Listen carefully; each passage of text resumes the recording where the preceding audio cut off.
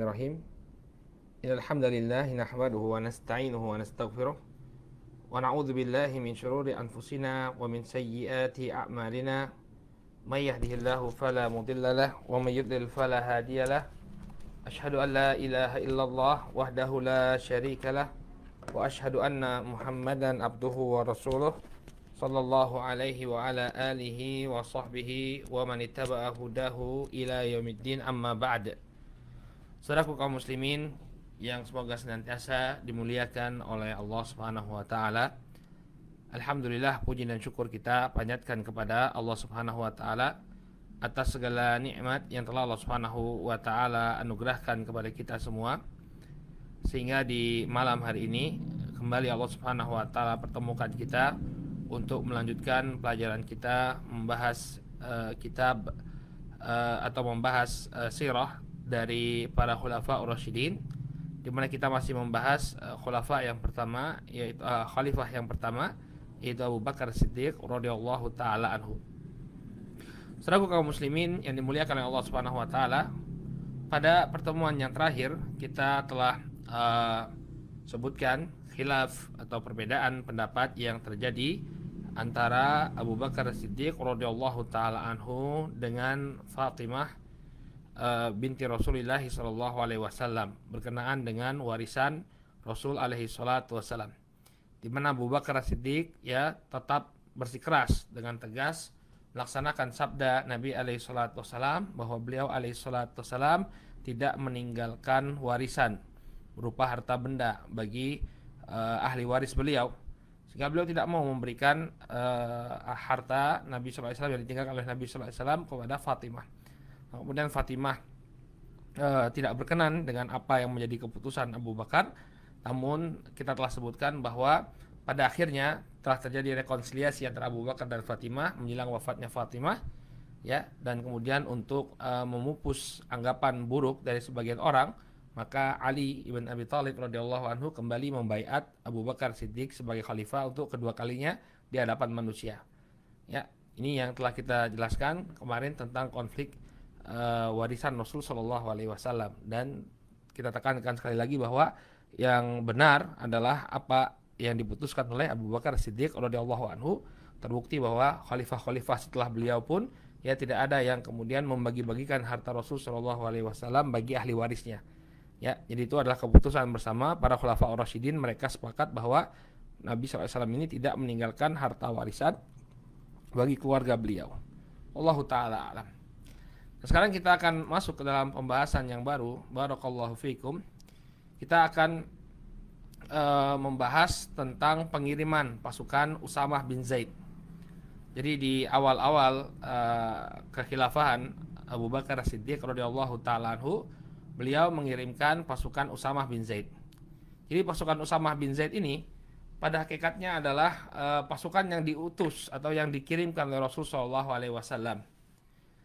Kita flashback kembali ketika Nabi SAW masih hidup. Beliau alaihi salatu wassalam di tahun ke-8 Hijriyah mengirim pasukan ke Mu'tah. Ketika itu utusan Rasul SAW dibunuh oleh Syurahbil bin Amr al-Ghassani. Dan dia ini adalah salah seorang pemuka Arab yang berada di bawah kekuasaan bangsa Romawi.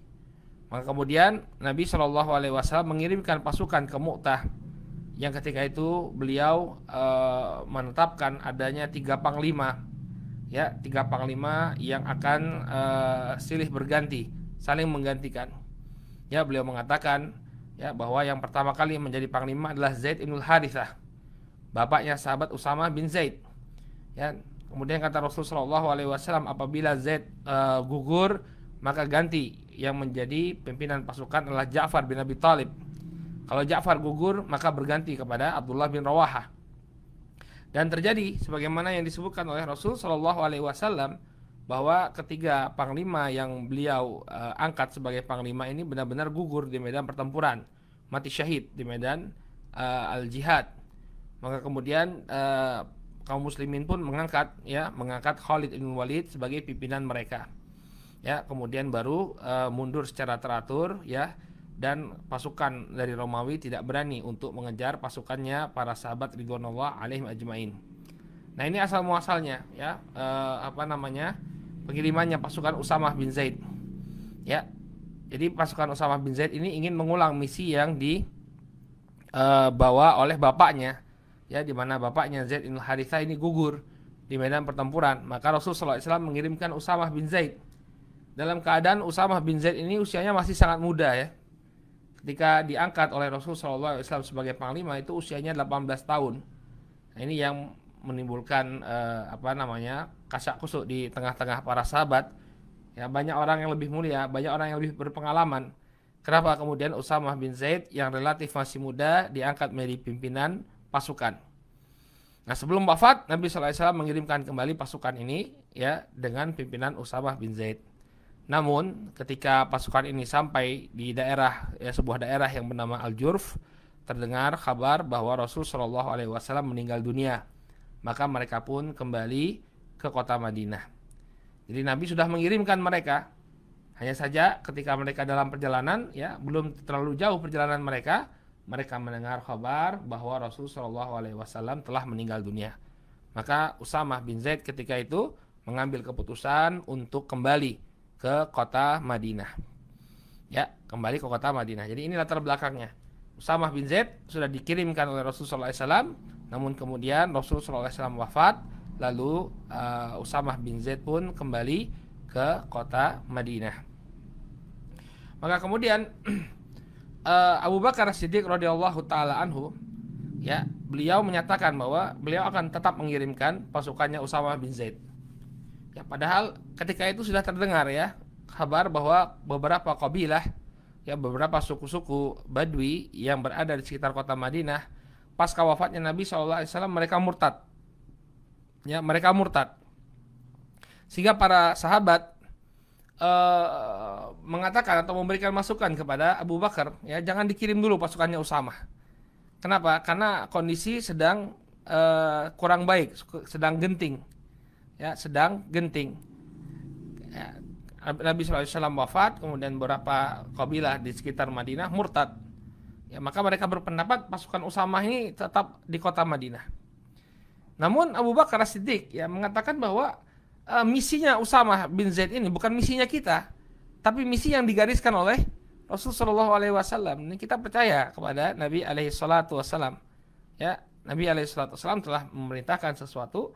Dan ingat kembali kepada khutbahnya Abu Bakar. Ya, khutbahnya Abu Bakar ketika beliau diangkat menjadi khalifah. Ya, beliau berjanji akan melaksanakan syariat Allah dan Rasulnya. Maka ini telah disyariatkan oleh Allah sebelum wafatnya. Nabi SAW telah memerintahkan Usamah bin Zaid untuk berangkat berperang. Ya, memimpin pasukan untuk berangkat berperang. Maka kata beliau, ya, walau anna kilab ya jarrad bi arjuli ummahatil mu'minin la ujzihanna jaisha Usamah, kata beliau.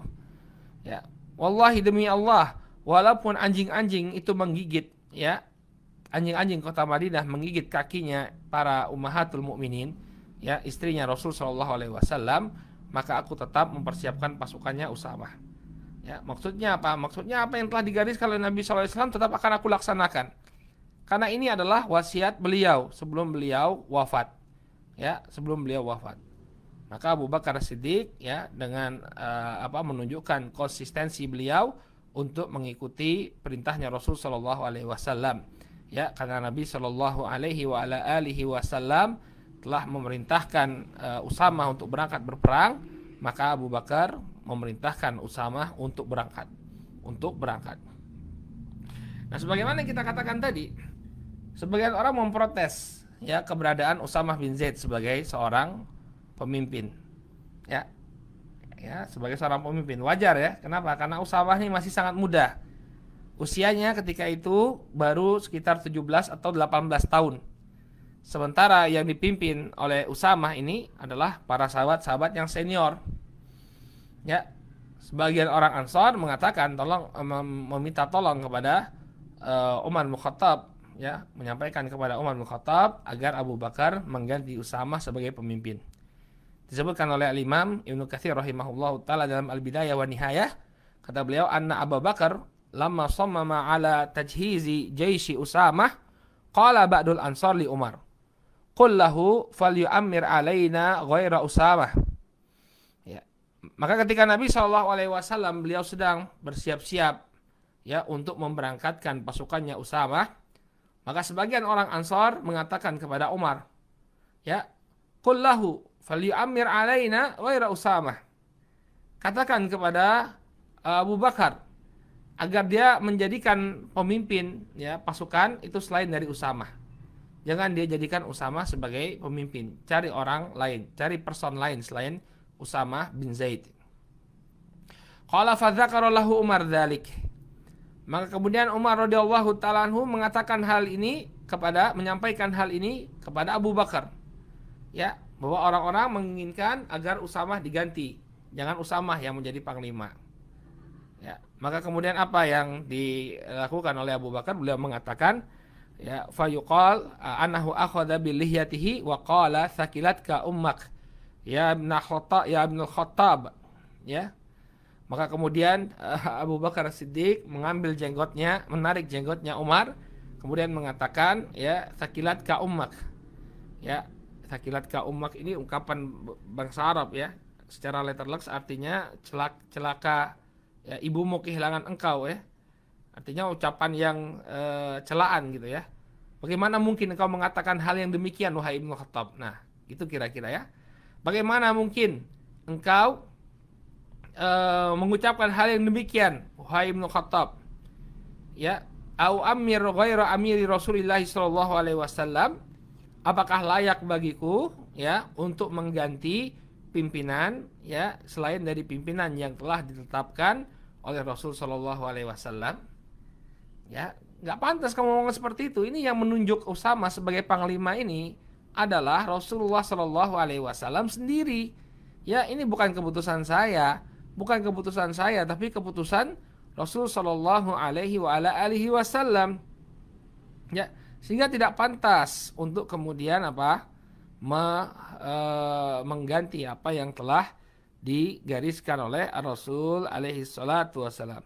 Sehingga tidak layak untuk mengganti apa yang telah ditetapkan oleh Rasul alaihi salatu wassalam. Ya, Masya Allah ya, lihatlah bagaimana ketegasan Abu Bakar. Padahal apa karakternya Abu Bakar ini di awal-awal kita katakan dulu. Orangnya sangat lembut ya. Orangnya sangat lembut. Ketika disuruh Nabi sallallahu alaihi wasallam jadi imam, ya, Aisyah mengatakan jangan wahai Nabi, karena Abu Bakar ini orangnya sangat lembut. Ya, ternyata beliau sangat tegas ya. Makanya orang kadang dia punya karakter lembut, tapi di sebagian bidang dia sangat tegas ya. Abu Bakar ini orangnya lembut, tapi kalau dalam masalah menjalankan perintahnya Rasul Shallallahu Alaihi Wasallam, beliau orang yang tidak punya basa-basi, ya, tidak punya basa-basi. Artinya apa? Menjalankan sesuai dengan apa yang diperintahkan oleh Rasul Shallallahu Alaihi Wasallam. Maka demikianlah kita ya, harusnya seperti itu karakter kita. Ya, kalau masalah agama, masalah perintah Nabi Shallallahu Alaihi Wasallam kita laksanakan dengan penuh ketegasan. Ya, yang namanya sunnah. Ini adalah ajaran Islam. Ini adalah ajaran Nabi Shallallahu Alaihi Wasallam. Harus tegas kita. Ya, Abu Bakar Siddiq ketika diprotes oleh orang, coba ganti Usamah, nggak mau beliau. Ya, ketika diprotes oleh Fatimah untuk apa? Memberikan harta warisan, nggak mau beliau. Lihat bagaimana ketegasan beliau dalam memegang sunnah Rasulullah Shallallahu Alaihi Wasallam. Dan ketegasan beliau dalam menjalankan perintah dari Rasul alaihi salatu wassalam. Maka kemudian ya jadilah siapa? Usamah bin Zaid ini panglima kaum muslimin. Maka kemudian Abu Bakar Siddiq ya bangkit kemudian menuju Jurf untuk memerintahkan atau memeriksa pasukan Usamah. Ya, disebutkan oleh Al-Imam Ibnu Katsir rahimahullahu taala dalam Al-Bidayah wa Nihayah, "Tsumma nahadha bi nafsihi ila Jurf." Ya, fasta'radha jaisa Usamah wa amarahum bil masir. Maka kemudian Abu Bakar As-Siddiq segera bangkit, kemudian beliau berjalan menuju Al-Jurf. Ya, tempat pasukannya Usamah tadi ya. Beliau menuju Al-Jurf, tempat pasukannya Usamah. Kemudian fasta'radha jaisa Usamah, beliau melakukan inspeksi ya kepada pasukannya Usamah, wa amarahum bil masir, kemudian memerintahkan mereka untuk berjalan. Ya, jadi beliau ini mengantarkan pasukan. Jadi bayangkan bagaimana moral sebuah pasukan ya, sekelompok pasukan kalau yang mengantar dia adalah pimpinan tertinggi. Ingat ketika itu Abu Bakar Siddiq adalah pimpinan tertinggi negara. Ya, beliau mengantar langsung pasukan. Gimana kira-kira pasukan yang diantar langsung oleh presidennya? Tentu mereka akan bersemangat, luar biasa. Ya, presiden langsung yang mengantar. Ya, kalau bahasa kita kan seperti itu, khalifah langsung yang mengantar pasukan. Tentu mereka akan merasa bangga. Ya. Qala wasara ma'ahum masyan wa Usamah raqiban. Ya.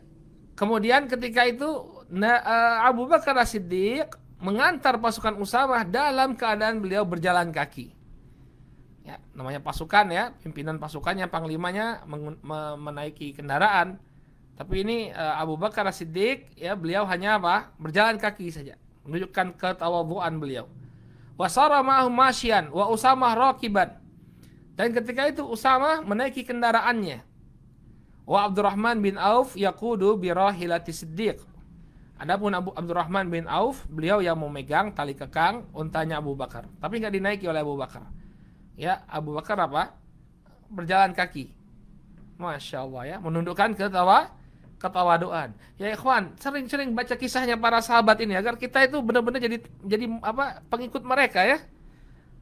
Luar biasa kalau orang memimpin suatu komunitas atau memimpin suatu wilayah, memimpin suatu masyarakat, kemudian dia mengambil keteladanan dari Rasulullah SAW dan Abu Bakar dan para khulafaur rasyidin, dia akan jadi pemimpin yang dicintai ya. Lihat bagaimana ketawadhuan Abu Bakar. Pasukannya berjalan, dia antar jalan kaki. Ya, ontanya dipegang oleh Abdurrahman bin Auf. Faqala Usama ya khalifata Rasulillah, imma an tarkab wa imma an anzil. Maka Usama nggak enak dia sebagai panglima perang ya. Nah ini kok pimpinan negara mengantarkan pasukan dalam keadaan berjalan kaki, sementara saya entah naik onta atau naik kudanya ya. Yang jelas Usama naik kendaraan, dia nggak enak. Dia mengatakan, wahai khalifahnya Rasul, wahai khalifahnya Rasulullah, ya, imma an tarkab wa imma an anzil. Ya, pilih, engkau yang naik kendaraan atau aku yang turun. Nggak layak seperti ini. Saya sebagai bawahanmu kok naik kendaraan, kamu jalan kaki. Ya, faqal wallahi lasta binazilin wa lastu biraqib. Tapi kemudian Abu Bakar As-Siddiq mengatakan, demi Allah, ya, aku nggak bakalan naik dan kamu pun tidak usah turun. Ya, tetaplah di posisimu wahai Usama. Yang kau sudah naik kendaraan, ya tetaplah di posisimu dengan kendaraanmu dan biarkan aku mengantar pasukan dalam keadaan apa? Dalam keadaan berjalan kaki. Masya Allah, barakallahu fikum. Ini menunjukkan ketawadhuan ya Abu Bakar As-Siddiq radhiyallahu taala anhu. Pimpinan negara yang tawadhu, ikhwan, atau pimpinan sebuah komunitas yang tawadhu, ini akan dicintai oleh orang-orang yang dia pimpin. Ini kunci antum ya dalam memimpin ya. Dalam memimpin keluarga, dalam memimpin komunitas ya, atau dijadikan pemimpin di kantor ya, di office ya, di sebuah instansi, jadilah pemimpin yang tawadhu. Maka antum akan dicintai oleh orang-orang yang antum pimpin. Ya, jangan kemudian karena jabatan antum yang antum pegang antum menjadi merasa lebih tinggi daripada bawahan antum, merasa harus dihormati, merasa harus diistimewakan. Lah, yang demikian membuat orang nggak suka ya. Ya mungkin ada orang yang menampakkan kesukaan kepada kita, tapi padahal mereka mungkin penjilat ya. Ya yang yang berusaha mengambil hati pemimpinnya. Coba kita tawadhu ya. Orang-orang akan mencintai kita dengan tulus. Ya, lihat bagaimana Abu Bakar Siddiq radhiyallahu anhu menunjukkan ketawadhuan. Dia antarkan pasukannya Usamah bin Zaid ya dengan berjalan kaki. Ketika Usamah ingin turun dari kendaraannya, beliau nggak mau perbolehkan. Tetaplah engkau di atas kendaraanmu, biarkan aku berjalan kaki. Nah, kemudian apa yang dilakukan oleh Abu Bakar ya? Disebutkan juga ada oleh Imam Ibnu Katsir rahimahullahu taala bahwa beliau radhiyallahu anhu meminta izin ketika itu. Ya, meminta izin agar Umar ibn Khattab ya diizinkan untuk tetap tinggal di kota Madinah. Lihat lagi-lagi beliau ya kepala negara, tapi karena Umar ketika itu menjadi bagian dari pasukannya Usamah, beliau meminta izin. meminta izin untuk apa? Agar Umar tidak ikut berangkat. Ya, kata apa? Kata Imam Ibnu Katsir rahimahullahu taala, "Tsumma istatlaqa as-Siddiq min Usamah Umar bin Khattab wa kana muktataban fi jaisyih." Kemudian Abu Bakar As-Siddiq meminta izin kepada Usamah ya agar Umar bin Khattab tidak ikut berperang. Ya, dan ketika itu Umar ya muktatab. Muktatab artinya tertulis ya, tercatat sebagai anggota pasukannya Usamah. Ya, fa'atlaqahu lahu, maka kemudian Usamah pun melepas Umar. Ya, karena diminta oleh khalifah, ya maka dilepas. Tapi lihat ya, ini dengan izin ya. Bagaimana adabnya seorang pimpinan negara. Karena tahu Usamah ini panglimanya, sedangkan Umar itu tercatat sebagai pasukannya Usamah, beliau minta izin dulu. Ya, nggak langsung, Umar, ayo ikut saya, kamu nggak usah ikut perang, enggak. Beradab, ya luar biasa. Beradab, meminta izin dulu kepada Usamah, ngomong dulu ke Usamah. Usamah, ini saya butuh, saya memerlukan keberadaan Umar, ya, saya memerlukan keberadaan Umar. Maka kemudian fa'atlaqahu lahu, maka kemudian Usamah pun membiarkan ya Umar atau memberikan izin kepada Umar untuk tidak ikut berperang. Ya, inilah sebabnya mengapa Umar kalau ketemu Usamah, beliau memanggilnya dengan Amir, Panglima. Wahai Panglima kami, ya, wahai Panglima kami. Ya, kata Imam Ibnu Katsir, "Falihada kana Umar la yalqahu ba'da dzalika illa qala assalamu alayka ayyuhal amir." Oleh karena itulah ya, karena Umar ini dulu tercatat menjadi anggota pasukannya Usamah cuma dilobi oleh Abu Bakar, karena Abu Bakar baru menjadi khalifah, beliau membutuhkan asisten, ya, beliau membutuhkan orang yang membantu urusan-urusan beliau di Madinah, dan itu tentunya adalah Umar, ya, sehingga Abu Bakar meminta izin kepada Usamah, ya, lalu Umar pun tidak jadi ikut berperang, tapi penghormatan Umar kepada Usamah tidaklah berhenti. Ya, falihada kana Umar la yalqahu ba'da dzalik illa qala assalamu alayka ayyuhal amir. Oleh karena itulah tidaklah Umar bertemu dengan Usamah melainkan beliau mengucapkan salam, assalamu alayka ya amir. Ya, assalamualaikum wahai panglima kami. Ya, karena dulu Umar pernah menjadi apa? Pasukannya Usamah, hanya saja diminta oleh Abu Bakar untuk tidak ikut berangkat, Ya. Maka kemudian sebelum berangkat, ya, Abu Bakar As-Siddiq ketika mengantar pasukan Usamah, beliau memberikan beberapa wasiat. Nah, ini juga seorang pimpinan negara ya, ketika melepas pasukan, dia membuat beberapa wasiat kepada pasukannya. Ya, pasukan agar agar mereka tetap berada dalam koridor syar'i. Ya, mengingatkan ini tugas-tugas seorang pemimpin. Ya, dia akan dimintai pertanggungjawaban oleh Allah. Oleh karena itu dia patut bagi dia untuk apa? Untuk memberikan wejangan, memberikan arahan kepada pasukannya, jangan sampai melanggar syariat Allah Subhanahu wa taala. Beliau mengatakan, ya ayuhan nas, ya kifu usikum bi ashrin fahfadhuha anni. Ya, beliau mengatakan, wahai sekalian manusia, berhenti dulu. Ya, berhenti dulu. Ya. Usikum bi ashrin, aku wasiatkan kepada engkau 10 perkara. Ya, fahfadhuha anni, maka hafalkanlah ya 10 perkara ini dariku. Jadi beliau mewasiatkan kepada pasukannya. Jadi ada briefing umum ya. Briefing umum sebelum pasukannya Usamah berangkat, di briefing dulu Abu Bakar. Ya, hafalkan wasiatku ini. Ada 10 wasiat yang diberikan oleh Abu Bakar As-Siddiq kepada pasukannya Usamah. Yang pertama, la takhunu, jangan kalian berbuat khianat. Ya, jangan kalian berbuat khianat. Ya, ini pasukan yang dikirim oleh Rasulullah SAW. Jangan kalian berbuat khianat.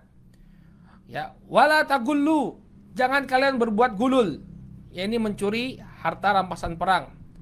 Wala tagdiru, jangan kalian melanggar perjanjian. Ya, melakukan pengkhianatan kepada orang yang terikat perjanjian.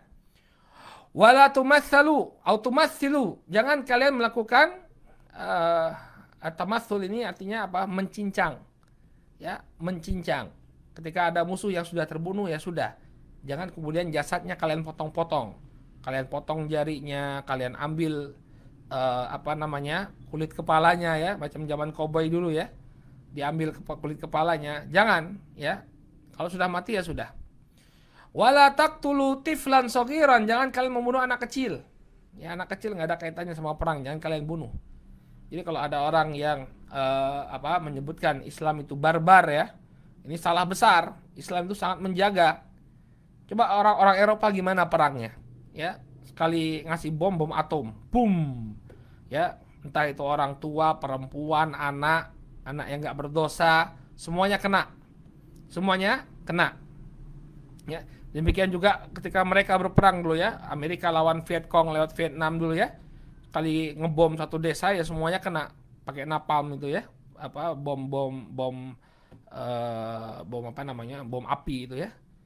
Ya, begitu mereka memang nggak punya adab, dan mereka selalu mengatakan kita tidak menjunjung HAM, padahal mereka tidak menjunjung HAM sama sekali. Ya, human rights atau hak asasi manusia ini nggak ada. Coba lihat bagaimana Abu Bakar, ya. La taqtulu tiflan saghiran, anak kecil jangan kalian bunuh. Wala syaikhan kabiran. Ya, demikian juga jangan kalian membunuh, ya, orang yang sudah lanjut usia, wala mra'atan, dan juga para wanita. Lihat bagaimana jangan atau wasiatnya Abu Bakar. Jangan sembarangan dalam membunuh. Jangan berbuat zalim. Ya, anak kecil, orang tua, ya, wanita, ini tidak boleh kalian bunuh. Kemudian wala taqta'u syajaratan muthmirah.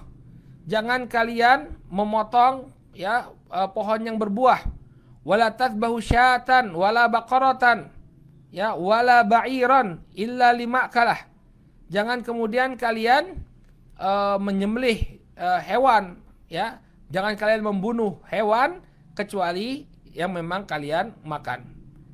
Ya, jangan kalian membunuh hewan kecuali memang kalian ingin menyembelihnya untuk kalian makan. Kemudian wasaufa tamurruna bi aqwamin qad farragu anfusahum fi sawami fada'uhum wa ma farragu anfusahum lahu. Dan nanti kalian akan mendapati sejumlah orang yang mengkhususkan diri mereka untuk beribadah. Ini para rahib, ya. Orang-orang yang memang dia berada di gereja, berada di kepel hanya untuk beribadah saja. Fada'uhum wa ma farragu anfusahum lahu. Maka biarkanlah saja mereka, ya, biarkanlah saja mereka, ya. Jadi kalau mereka sudah fokus untuk ibadah saja, jangan diganggu. Luar biasa kan? Luar biasa ajaran Islam, ya, nggak boleh mengganggu ahli ibadah, orang-orang yang beribadah. Qala fasaufa taqdamuna ala qaumin ya'tunakum bi aniyatin fiha alwanu ta'am fa idza akaltum minha syai'an ba'da syai' fadhkuru smallahi 'alaiha. Ya, kemudian kata Abu Bakar, ya, kalau kalian itu nanti ada orang, ya, di tengah perjalanan ada orang yang kalian datangi, kemudian dia menghadiahkan atau menyajikan ke hadapan kalian makanan, ya, berbagai bejana yang dipenuhi dengan makanan, maka makanlah sedikit-sedikit sambil menyebut nama Allah. Ya, sampai di masalah makan saja diingatkan oleh Abu Bakar Siddiq radhiyallahu taala anhu. Ya. Qala wa talqauna aqwaman qad fahasu awsata ru'usihim wa taraku haulaha mithlal asaib, ya, fakhfiquhum bisayf, ya, hafqan indafi'u bismillah, ya, afnakumullahu bitta'ni wa ta'un. Apabila kalian, ya, menjumpai sebuah kaum yang mencukur rambut tengah mereka dan membiarkan bagian sampingnya seperti orang yang bersorban, ya, maka seranglah mereka dengan pedang. Ini orang-orang kafir, ya. Kemudian bertahanlah kalian dengan menyebut nama Allah. Semoga Allah Subhanahu wa taala menolong kalian, ya, atas diri mereka dengan tikaman pedang dan wabah penyakit. Nah, ini pesan dari Abu Bakar Siddiq radhiyallahu taala anhu kepada pasukan beliau. Ya, kepada pasukan yang dipimpin oleh Usamah bin Zaid radhiyallahu taala anhu. Ya, maka kemudian saudaraku kaum muslimin yang dimuliakan oleh Allah Subhanahu wa taala, ya, pasukan ini kemudian bergerak menuju daerah Balqa, ya, di sana di tempat di medan perang Mu'tah yang sebelumnya bapaknya Usamah yakni Zaid bin Harithah gugur. Maka kemudian di sana mereka memerangi sebagian orang dari suku Qada'ah yang murtad dan memukul mundur mereka. Dan selain itu juga tujuan dari sebagaimana tujuan pasukan ini juga untuk menunjukkan show of force, menunjukkan bahwa pasca wafatnya Rasul Shallallahu Alaihi Wasallam kaum muslimin masih memiliki kekuatan militer yang patut diperhitungkan oleh musuh-musuh mereka. Jadi misi Usamah ini ya ke Mu'tah ya, ini adalah misi yang berhasil dengan gemilang ya, selain orang-orang yang murtad yang kembali menjadi musuhnya kaum muslimin berhasil diperangi. Demikian juga dengan keberangkatan pasukan Usamah bin Zaid ini menimbulkan atau menunjukkan kekuatan yang sesungguhnya dari pasukan militer kaum muslimin pasca wafatnya Nabi Shallallahu Alaihi Wasallam ya, mereka tetap memiliki pasukan militer yang demikian kuat ya.